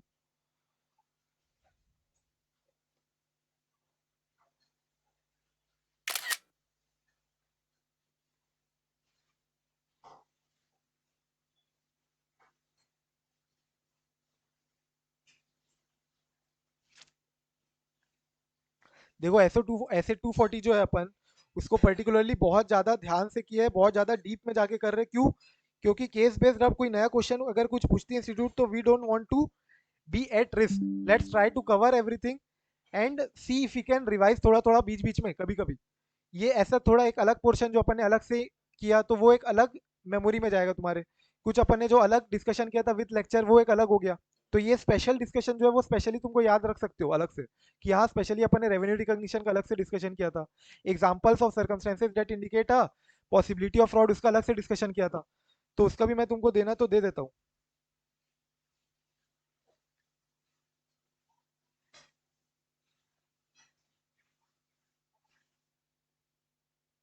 पॉसिबिलिटी ऑफ फ्रॉड वाले में अपन ने मोटा माटी तो लिख ही लिया हुआ है। एक तुमको लास्ट के अगर मैं शेयर करना है तो लास्ट वाले शेयर कर देता हूँ। प्रॉब्लमेटिक और अनयूजुअल रिलेशन ये भी अपन ने लिख ही लिया पूरा। लिख लो साइड में ही लिख लो वहां पे, यहाँ पे अपन ने लिख लिया ना। तो ये प्रॉब्लमेटिक और अनयूजुअल रिलेशनशिप वाले में भी लिख लो। क्या लिखोगे इसमें? सिग्निफिकेंट डिफिकल्टीज वाले जो पॉइंट है वही है इसका आंसर, सिग्निफिकेंट डिफिकल्टीज। इससे क्या होगा तुम्हारा वो वाला आंसर भी रिकॉल होगा और साथ ही में तुम्हारा ये पॉइंट भी कवर हो जाएगा।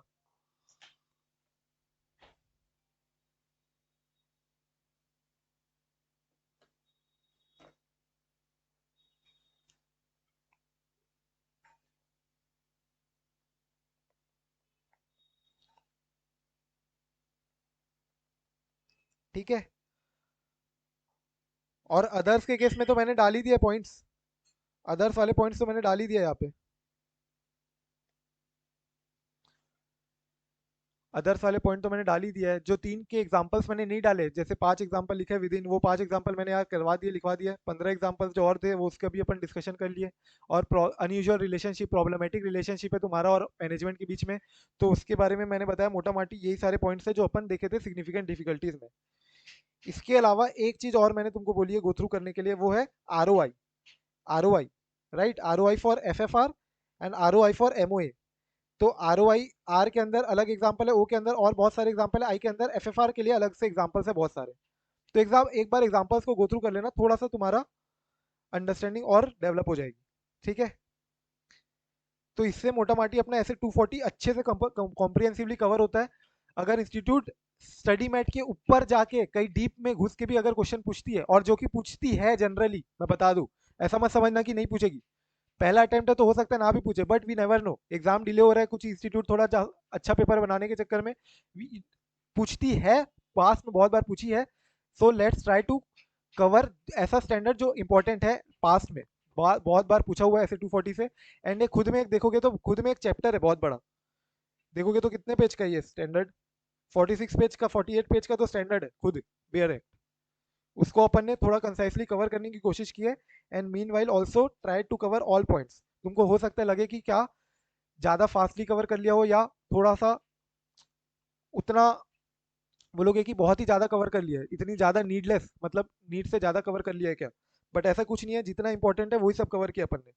बिल्कुल मत सोचना कि कोई चीज़ इंपॉर्टेंट नहीं थी वो भी कवर की है अपन ने, सब इंपॉर्टेंट चीज़ ही कवर की है। ये सारे क्वेश्चन ऑलरेडी आए हुए हैं, प्लस आज जो अपन ने डिस्कशन किया है वो सब भी इंपॉर्टेंट है equally, because they have not yet been tested by ICAI। ठीक है। तो आज अपन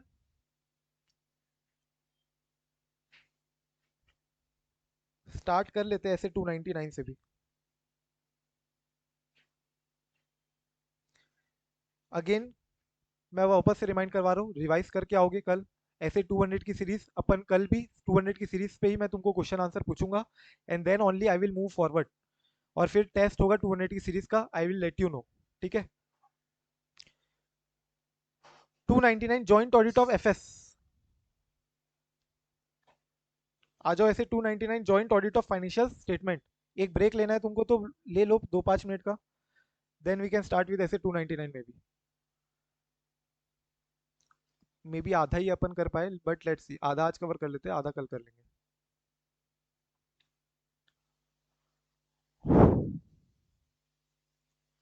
आ जाओ ऐसे 299 में, joint audit of financial statements.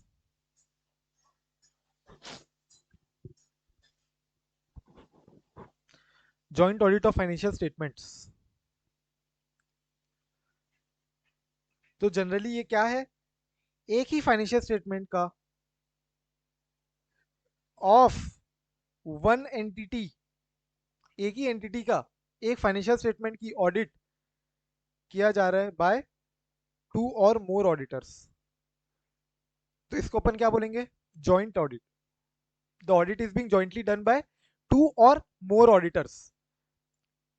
Entity एक ही है, फाइनेंशियल स्टेटमेंट भी अलग अलग नहीं है, फाइनेंशियल एक ही फाइनेंशियल स्टेटमेंट के ऊपर जो ऑडिट कर रहे हैं, जिसका ऑडिट किया जा रहा है जिस फाइनेंशियल स्टेटमेंट का, वो एक ही है, एंटिटी एक ही है एंटिटी का, by 2 or more auditors, then that is called as what, joint audit of financial statement. तो इसको तुम इससे कंफ्यूज मत करना अदर ऑडिटर से, अदर ऑडिटर से जहां पे तुम्हारे ब्रांच की ऑडिट ब्रांच ऑडिटर कर रहे हैं, और मेन जो अदर ब्रांचेस है या तुम्हारे हेड ऑफिस की ऑडिट कोई और कर रहे हैं, तो ये तुम्हारा कहाँ कवर होता है, ऐसे 600 में, which is called as what, principal auditor and other auditor. Principal auditor and other auditor, ये कॉन्सेप्ट कवर का होगा ऐसे 600 में, ना कि ऐसे 299 में, जहां पे तुम मेन एंटिटी के प्रिंसिपल ऑडिटर हो, तुम प्रिंसिपल ऑडिटर हो और उसकी कुछ ब्रांचेस की ऑडिट कोई और ऑडिटर कर रहे हैं, तो वो हो गया ब्रांच ऑडिटर, प्रिंसिपल ऑडिटर या अदर ऑडिटर का केस ऐसे 600 है। That is not pertaining to same joint audit of FS. यहाँ पे सेम फाइनेंशियल स्टेटमेंट है, उसकी ऑडिट अपन अलग अलग 2 ऑडिटर कर रहे, 2 या उससे ज्यादा। तो देखो, standard does not deal with the relationship between a principal auditor who is appointed to report on FS of an entity and another auditor who is appointed to report on FS of one or more component of the entity. Subsidiary, branches या उनके component के auditor अलग है और main entity का auditor अलग है, तो वो अपन कहाँ डील करेंगे, इसको अपन डील करेंगे ऐसे 600 में, वो अलग है, और जॉइंट ऑडिट अलग है। जॉइंट ऑडिट में अपन देखेंगे अब ऑब्जेक्टिव क्या है। तो भाई जॉइंट ऑडिट है, यानी कि यहाँ पे 2 और उससे ज्यादा ऑडिटर है, तो सबसे कॉमन पॉइंट जो अपन को दिमाग में आता है कि क्या, कि भैया एक यूनिफॉर्म अप्रोच मेंटेन करनी चाहिए जॉइंट ऑडिट के केस में दोनों ही ऑडिटर को। तो यूनिफॉर्म अप्रोच तो बाय डिफॉल्ट अज्यूम्ड है कि दोनों के दोनों बाय डिफॉल्ट अज्यूम्ड है, मेंटेन किए ही होंगे। क्यों क्यों क्यों क्यों बोलो, बाय डिफॉल्ट हम दोनों के ऑडिटर, ये दोनों जो ऑडिटर है वो तो अज्यूम करेंगे ही ना कि यूनिफॉर्म अप्रोच मेंटेन किए ही होंगे जॉइंट ऑडिट में। हाँ, प्रोसेस तो सेम है ना, मतलब दोनों तो ऐसे ही फॉलो कर रहे होंगे ना। दोनों तो है चार्टर्ड अकाउंटेंट ही, राइट, दोनों चार्टर्ड अकाउंटेंट ही है, दोनों को फॉलो क्या करना है, सेम वही standards. Then similarly to lay down broad principles to identify the distinct areas of work, कैसे एरिया ऑफ वर्क के बेसिस में हम आइडेंटिफाई कर पाए अलग अलग एरिया, और उसके बेसिस में डिस्टिंग्विश करें किसको क्या काम करना है, इंडिविजुअल रिस्पॉन्सिबिलिटी असाइन करना, और जॉइंट रिस्पॉन्सिबिलिटी कब कब आती है ये देखना। ठीक है, ये ऑब्जेक्टिव है, सच जस्ट रीड करना रहता है, मैंने ऑलरेडी पहले बताया हुआ है, objective need not be learn. इसको ग्रीन मार्क किया हुआ है, इसलिए ये मत समझना इंपॉर्टेंट है, ग्रीन इसलिए मार्क किया क्योंकि ऑब्जेक्टिव मैंने पहले डाला नहीं था अलग से स्टैंडर्ड में, बट एसएम में है, तो let's just include that, although you need not learn it. ठीक है, एक बार रीड करके ऑब्जेक्टिव बस रीड ही किया जाता है, स्टैंडर्ड्स के ऑब्जेक्टिव एक बार अंडरस्टैंड कर लो। देन अब आ जाओ development of audit plan, establishment of audit strategy and involvement of engagement partner and key members of the engagement team.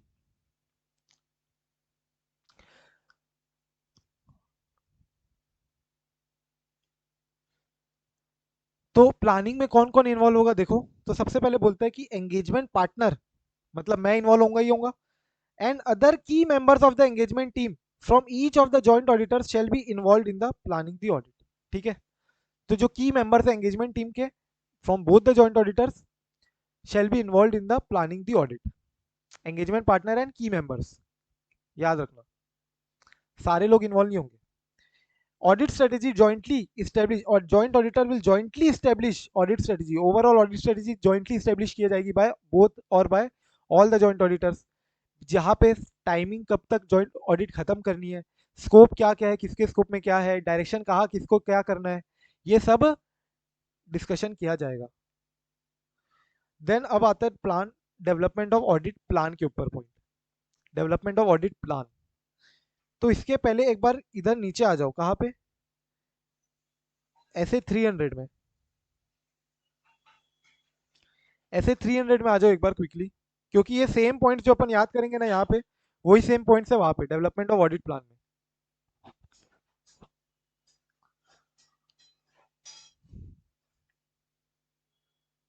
आ गए क्या? ऐसे 300 में आ जाओ एक बार. डेवलपमेंट ऑफ ऑडिट प्लान के पॉइंट्स मैं तुम लोग को बता देता हूँ.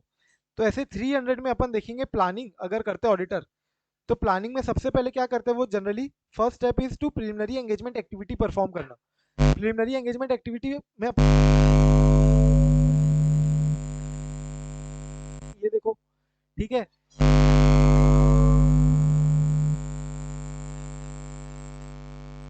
हमारी ऑडिट कर दो, तो क्या हम आंख बंद करके एक्सेप्ट कर लेते हैं कि वैसे नहीं करना है, ठीक है.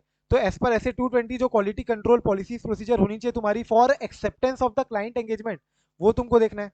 एंड देन इंडिपेंडेंस रिक्वायरमेंट देखना है एज पर ऐसे 220. ये तुम्हारी क्या है, प्रिलिमिनरी एंगेजमेंट एक्टिविटी है. ये तुमको पहले करना है जब तुम्हारे पास ऑडिट आता है तो. देन इसके बाद तुम अब प्लानिंग करोगे, एक डेवलप करोगे ऑडिट स्ट्रेटेजी, एक ऑडिट स्ट्रेटेजी डेवलप करोगे, प्लान करोगे. हाँ सतीश. सर वॉइस में प्रॉब्लम हो रही है थोड़ी. हेलो.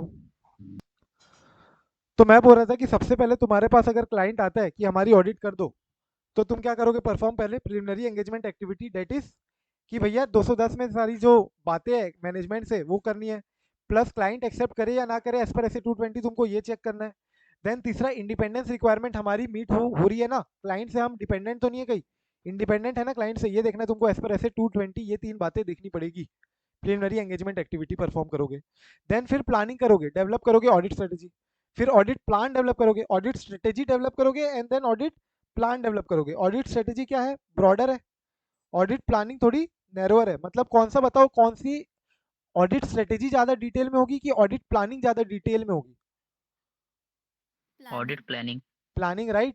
प्लानिंग एक बार तुम्हारा स्ट्रेटेजी डेवलप हो गया, डिसाइड हो गया, तो प्लानिंग अब और डिटेल में होगी. एंड देन तुम एग्जीक्यूट करोगे उसको लास्टली, एंड देन लास्टली तुम्हारा सारा ऑडिट का जो भी है तुम डॉक्यूमेंट कर देना ये सब चीज़ों को. तो अपन को ये पॉइंट्स पढ़ने हैं, ये पॉइंट्स अंडरस्टैंड करने और लर्न करने, और सिमिलर पॉइंट्स अपन देखेंगे कि जॉइंट ऑडिट में भी सेम पॉइंट है. वहाँ यहाँ पे ऑडिट स्ट्रेटेजी है, वहाँ पे डेवलपमेंट ऑफ ऑडिट प्लान है. ऑडिट प्लान पॉइंट सेम है. क्या बोला मैंने, प्लानिंग एक्टिविटी में इस्टेब्लिशिंग ऑडिट.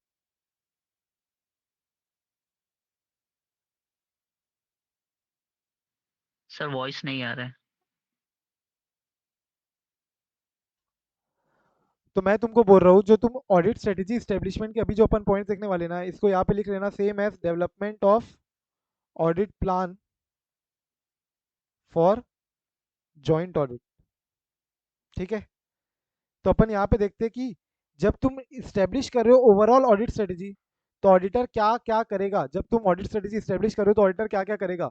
तो सबसे पहले तो मैं कैरेक्टरिस्टिक देखूंगा एंगेजमेंट की है क्या, which will also define it scope. क्या ये पूरा का पूरा बैलेंस शीट स्टेटमेंट, सिर्फ बैलेंस शीट ऑडिट करना है क्या मेरे को, या पूरा का पूरा balance sheet statement, profit and loss, everything has to be audited. सिर्फ एसेट एंड लायबिलिटी है कि मेरे स्कोप में, या profit and loss, income expenditure, everything is there. Characteristic क्या है, टैक्स ऑडिट है कि क्या स्टैट्यूटरी ऑडिट है कि इंटरनल ऑडिट है. देन इसके अकॉर्डिंगली तुमको क्या समझ में आएगा कि मेरा रिपोर्टिंग ऑब्जेक्टिव क्या है. मेरा रिपोर्टिंग ऑब्जेक्टिव क्या है of the engagement, to plan the timing of the audit accordingly. तुम उसका टाइमिंग डिसाइड करोगे कि मेरे को ऑडिट कब तक खत्म करनी है. मेरा ऑब्जेक्टिव है रिपोर्ट करना टू शेयर होल्डर, तो मेरे को प्लान करना पड़ेगा अकॉर्डिंगली कि भाई मेरे को ड्यू डेट के पहले पहले खत्म करनी पड़ेगी. Then consider the factors that are significant in directing the engagement teams efforts. ऐसे कौन से फैक्टर है जो एंगेजमेंट टीम के एफर्ट जहां जाने चाहिए, एंगेजमेंट टीम गलत डायरेक्शन में ना चले जाए, जिस डायरेक्शन में उसके एफर्ट जाने चाहिए वही जाए. ऐसे कौन से फैक्टर्स है जो तुम कंसीडर करोगे. And the results of the preliminary engagement activity, ये जो अभी अपन एक परफॉर्म की ना ऊपर में प्रिलिमिनरी एंगेजमेंट एक्टिविटी, ये देखो एज पर ऐसे 220 regarding continuance of the client relationship, क्या हम जो क्लाइंट है उसका कंटिन्यू करें या ना करें रिलेशनशिप, जो पिछले साल जिसकी ऑडिट किए थे उसकी इस साल भी ऑडिट करे या ना करे। तो ऐसे 220 में कुछ पॉइंट्स है, वो 4 पॉइंट तुमको देखने पड़ते हैं, उसके बाद तुम डिसाइड करते हो कि हाँ कंटिन्यू करे या ना करे। Similarly compliance with ethical requirement including independence requirement as required by SA 220। तो ये दो 220 के पॉइंट हो गए, और एक पॉइंट हो गया तुम्हारा 210 का, एक अंडरस्टैंडिंग लेना between the terms of the engagement as per SA 210। तो ये जो तुम प्रिलिमिनरी एंगेजमेंट एक्टिविटी करोगे, इसका क्या आएगा रिजल्ट, इसका रिजल्ट आएगा result of the preliminary engagement activity. और इससे तुमको समझ में आएगा कि तुमको क्या क्या स्ट्रेटेजी में एडिशनल पॉइंट और डेवलप करने, as such whether the knowledge gain on other engagement perform by engagement partner. इससे भी तुमको समझ में आएगा कि मैंने पुराना स्टील ऑडिट बहुत सारी की है, और ये जो क्लाइंट है ये भी स्टील का ही है, तो इसमें मेरा पुराना एक्सपीरियंस के चलते हो सकता है मैं कुछ अलग स्ट्रेटेजी भी लगाऊं, डेवलप करूं। And lastly NTE of resources necessary to perform, कौन कौन से रिसोर्सेज लगने वाले हैं मेरे को, उनका क्या नेचर होगा, क्या टाइमिंग होगी, क्या एक्सटेंट होगा, of all the resources necessary to perform the audit and complete the audit. ये भी तुम्हारा स्ट्रेटेजी में तुम डेवलप करोगे कि मेरे को कितने रिसोर्सेज लगेंगे, मेरे को कितने स्टाफ लगेंगे, मेरे को कितना वर्किंग आवर्स लगेगा, मेरे को कितने दिन लगेंगे, मेरे को कितने स्टाफ लगेंगे, राइट। ये तुमको डिटरमाइन करना है while establishing overall audit strategy. I hope points are very much clear by itself, but let's try to learn the same. तो एक ट्रिक छोटी सी एक स्टोरी टाइप से याद कर लो कि अभी तुम समझ लो लास्ट अटेम्प्ट में your attempt was not successful, ये अटेम्प्ट ने अब तुमने ठान लिए प्रिलिमिनरी एंगेजमेंट एक्टिविटी का रिजल्ट में फेल हो गए हो तुम, प्रिलिमिनरी एंगेजमेंट एक्टिविटी के रिजल्ट में फेल हुए। अब टीम एफर्ट लगा के पूरा ठान लिया कि पूरा पूरा टीम एफर्ट लगाओ, प्लस नेसेसरी रिसोर्सेज जितने हैं तुम्हारे पास, जितने रिसोर्सेज है सब को कर करा के अब तो तुम अपना सीआरओ को एंगेजमेंट पार्टनर में कन्वर्ट करो। सीआरओ मतलब तुम अब स्टूडेंट हो अभी तक, तो तुम्हारे पास क्या है, रजिस्ट्रेशन नंबर जो है वो सीआरओ से स्टार्ट हो रहा है, राइट। सीआरओ ईआरओ जो भी बोलो, सीआरओ। अब तुमको एंगेजमेंट पार्टनर बनने मतलब क्या हुआ, कुल मिला के मेरे को अब करके कुल मिला के सीए बनना ही है। तो प्रिलिमिनरी एंगेजमेंट एक्टिविटी का रिजल्ट, तो ये एक पॉइंट हो गया। प्रिलिमिनरी एंगेजमेंट एक्टिविटी का रिजल्ट कौन सा पॉइंट हुआ, fourth point, results of preliminary engagement activity. Fail हुआ मैं, तो मैंने क्या लगाया, सिग्निफिकेंट टीम एफर्ट। तो ये वाला जो पॉइंट था कि considering the factors which drive the team effort, factors that affects team efforts, वो वाला पॉइंट हो गया। Plus necessary resources, necessary resources से लास्ट वाला पॉइंट हो गया, NTE of resources necessary to perform. जितने रिसोर्सेज है मेरे पास, सारे सारे नेसेसरी रिसोर्सेज से सब लगा दूंगा मैं, जितना टाइम है सब लगा दूंगा, जितने लोग से हेल्प मांग सकते हो सब सब करके इस बार तो मैं कुल मिला के सीआरओ से एंगेजमेंट पार्टनर कन्वर्ट करके रहूंगा। तो एंगेजमेंट पार्टनर वाला पॉइंट तो वही हो गया, जहाँ एंगेजमेंट पार्टनर के पास्ट एक्सपीरियंस जो तुम्हारे है ऑलरेडी, वो गेन जो है तुमने काम आएंगे वो। एंड सीआरओ से पॉइंट तुम्हारा क्या हो गया, characteristics of the engagement, reporting objective of the engagement. क्या बोला मैंने, सी से characteristics of the engagement, and RO से मेरा क्या हो गया, रिपोर्टिंग ऑब्जेक्टिव्स। क्लियर है, क्या 5 पॉइंट याद हुए क्या, क्विकली एक बार गो थ्रू करो फटाक से।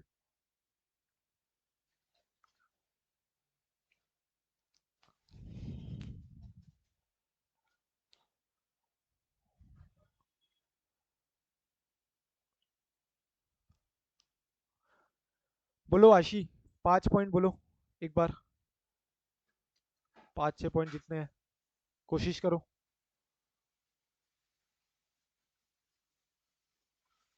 सीआरओ,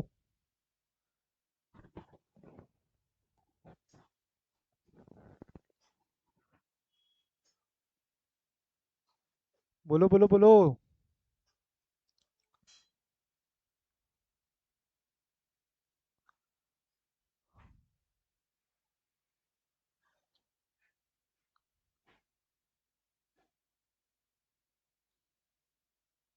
कैरेक्टरिस्टिक्स ऑफ एंगेजमेंट बोल रहे हो, और बोलो आशी। ये सी से हुआ, आरओ से क्या था, आरओ से आरओ प्यूरिफायर नहीं, सीआरओ का आरओ से रिपोर्टिंग ऑब्जेक्टिव क्या है तुम्हारा, टाइमिंग क्या है, timing of the audit, scope of the audit, ये सब डिसाइड होगा, राइट।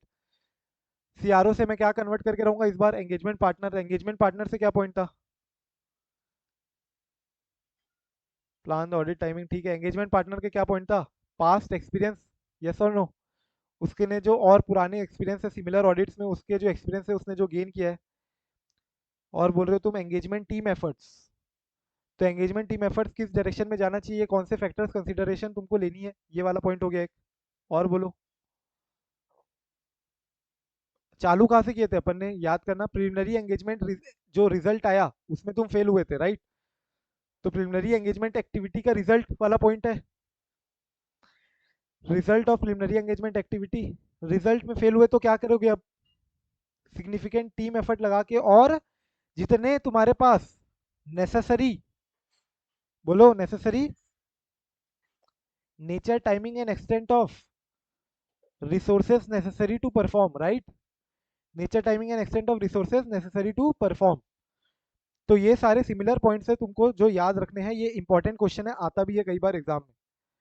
सिमिलरली अब आ जाओ यहाँ पे ऐसे 299 में, और ये वाले पॉइंट्स पढ़ो, क्या तुमको सारे सिमिलर पॉइंट्स लग रहे हैं, except for one point which relates specifically to joint audit. चूंकि जॉइंट ऑडिट के बारे में पढ़ रहे हैं, इसलिए डेवलपमेंट ऑफ ऑडिट प्लान में उन्होंने जानबूझ के, या जानबूझ के मतलब स्पेसिफिक एक जॉइंट ऑडिट का पॉइंट तो डाला है ऑडिट प्लान में। बाकी पॉइंट्स तुमको क्या सेम लग रहे हैं, देखो फटाफट से। Yes sir. गो थ्रू करो एक बार वापस से सेम। और जो पहला पॉइंट है, पहला पॉइंट, फर्स्ट पॉइंट, उसको मार्क करना different, identify division of audit area and common audit areas.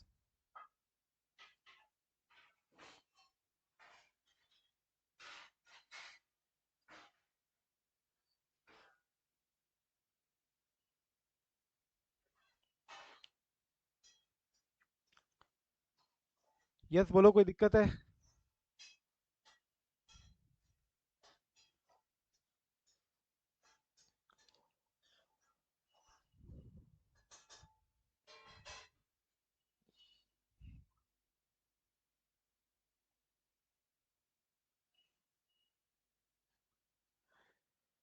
तो देखो अब नेक्स्ट बात आती है रोमम का असेसमेंट करने की बात। तो रोमम असेसमेंट मतलब वही इनहेरेंट रिस्क देखना, कंट्रोल क्या क्या लगे हैं कंट्रोल्स, और कौन कौन से कंट्रोल्स प्रॉपरली कैरी आउट नहीं कर पाएंगे, तुम्हारे इनहेरेंट रिस्क को बचा नहीं पाएंगे, तो वो तुम्हारा क्या हो गया, कंट्रोल रिस्क। तो इनहेरेंट रिस्क और कंट्रोल रिस्क, ये जो असेसमेंट है, असेसमेंट, ये रिस्पॉन्सिबिलिटी है each of the joint auditor की। And if at all they found, if at all they find any ROMM risk, अगर तुमको कहीं पे भी मिलता है, तो they should let other joint auditor know about that as well, ठीक है। तो let other and shall be communicated to other joint auditors also and documented, इसको डॉक्यूमेंट कर लेना।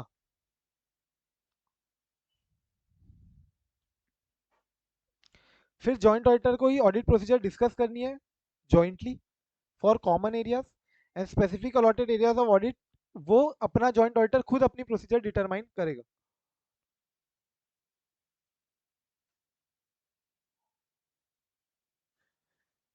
अच्छा देखो एक बात बता दूं मैं तुमको, ये जो प्रोसीजर परफॉर्म कर रहे हैं अपन, यानी प्रोसीजर दो पार्ट है, एक तो अपन जो डिटरमाइन कर रहे हैं, तो डिटरमाइन जो कर रहे हैं ना, ये ऑल जॉइंट ऑडिटर्स कर रहे हैं, ऑल जॉइंट ऑडिटर्स कर रहे हैं, मतलब रिस्पॉन्सिबिलिटी सबकी है।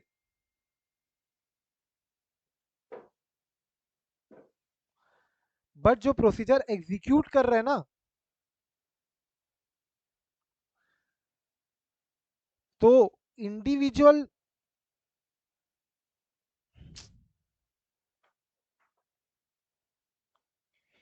इंडिविजुअल जॉइंट ऑडिटर जो है, उसकी रिस्पॉन्सिबिलिटी है विद रिस्पेक्ट टू एग्जीक्यूशन।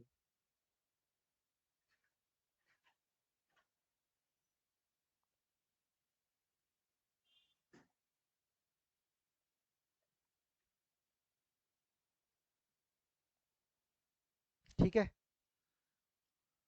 तो यहाँ पे देखो जॉइंट ऑडिटर डिस्कस करेगा, डॉक्यूमेंट करेगा एंटी ऑफ ऑडिट प्रोसीजर्स और common and specific allotted areas of audit to be perform by each of the joint auditors. जो जो जॉइंट ऑडिटर को जो जो प्रोसीजर परफॉर्म करनी है वो डिटरमाइन जॉइंट ऑडिटर्स करेंगे। बट एग्जीक्यूशन की बात जब आएगी, तब वो स्पेसिफिक इंडिविजुअल रिस्पॉन्सिबिलिटी बन जाती है, जिस जॉइंट ऑडिटर को वो अलॉटेड एरिया के लिए जो प्रोसीजर परफॉर्म करनी थी, तो उसी की रिस्पॉन्सिबिलिटी है फिर प्रॉपरली एग्जीक्यूट करना, ठीक है। और लास्ट पॉइंट ये याद रखना क्या, कि एंगेजमेंट लेटर और जो मैनेजमेंट रिप्रेजेंटेशन लेटर है ये तुम कॉमन इशू करवा सकते हो। डेट इज जो ऐसे 210 में एंगेजमेंट लेटर आएगा ना, ये कॉमन एंगेजमेंट लेटर, अलग अलग एंगेजमेंट लेटर की जरूरत नहीं है, ये जॉइंट ऑडिटर के लिए अलग, वो जॉइंट ऑडिटर के लिए अलग नहीं, common representation management representation letter और कॉमन एंगेजमेंट लेटर रह सकता है। ठीक है,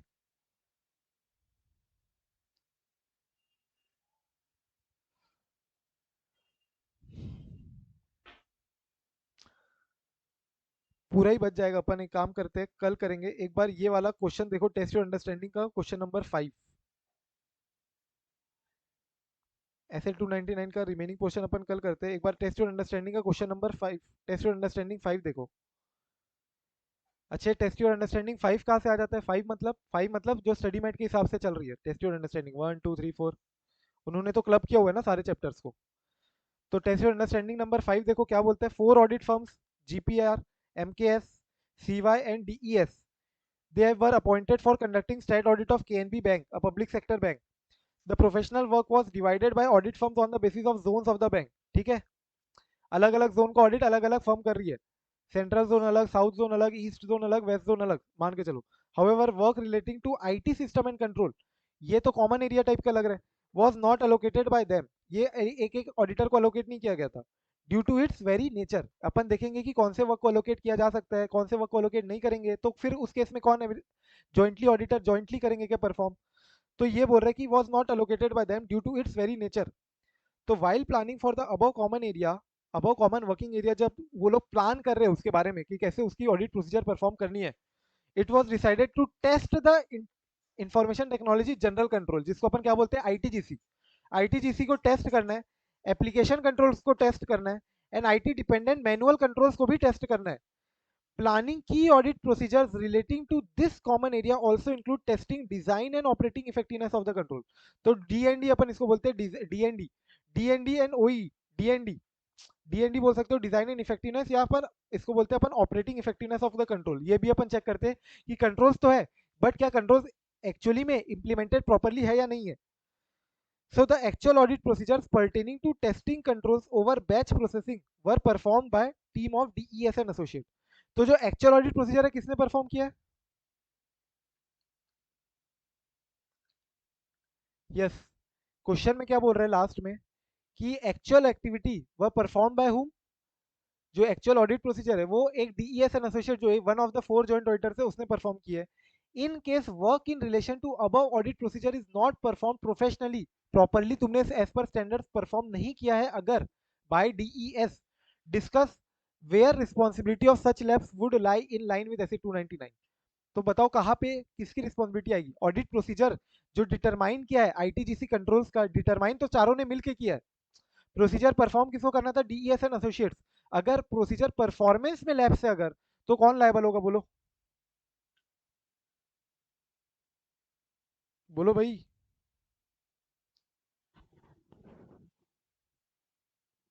DES and associates. तो डीईएस एंड एसोसिएट्स लायबल होगी यहाँ पे।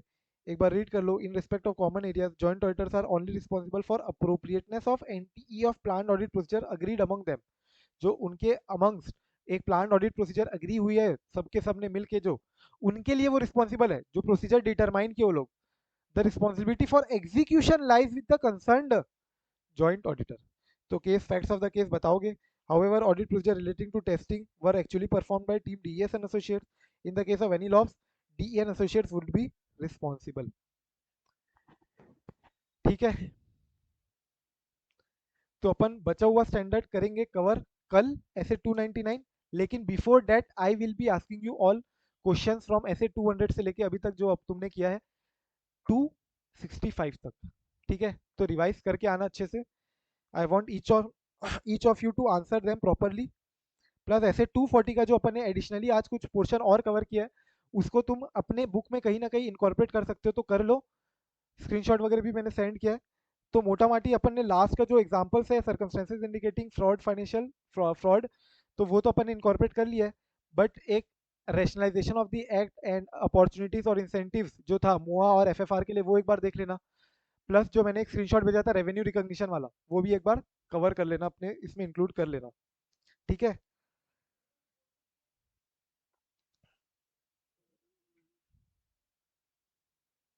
और क्वेश्चंस अभी तक कवर करके नहीं रखे हो तो कवर भी वो भी कर लेना, जो तुम्हारे इसके क्वेश्चंस थे।